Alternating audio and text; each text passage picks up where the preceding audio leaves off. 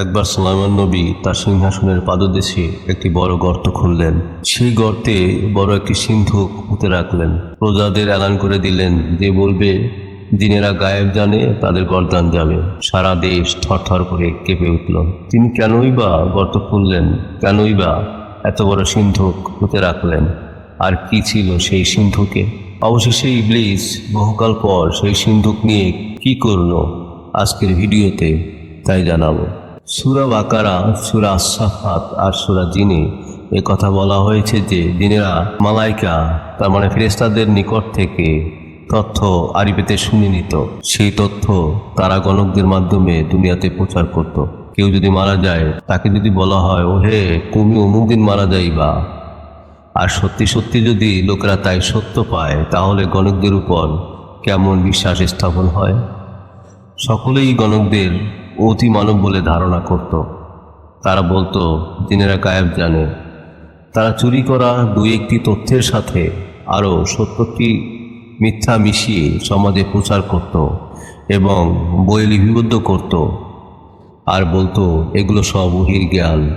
সরলমনা লোকেরা তাদের কথা বিশ্বাস করত আর নানা রকম কুফরি কাজে লিপ্ত থাকত। সুলাইমান নবী পুরোপুরি অনুধাবন করলেন শয়তানের এই কারসাজি। তাই তিনি গোটা পৃথিবী তন্ন তন্ন করে খুঁজে সমস্ত বই একাত্র করে একটা সিন্ধুকে ভরলেন, আর তার সিংহাসনের পাদদেশে গর্ত খুঁড়ে পুঁতে রাখলেন। বললেন, যে বলবে জিনেরা গায়েব জানে তার গর্দান যাবে।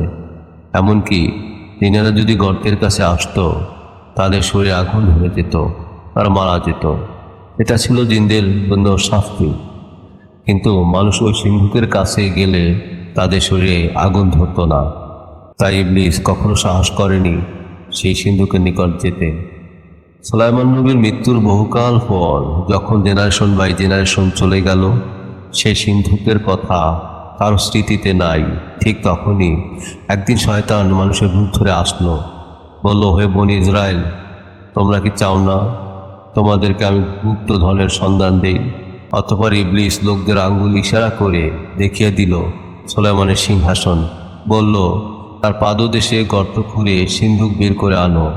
লোকেরা তাই করলো আর বলল, এ তো কতগুলো বই।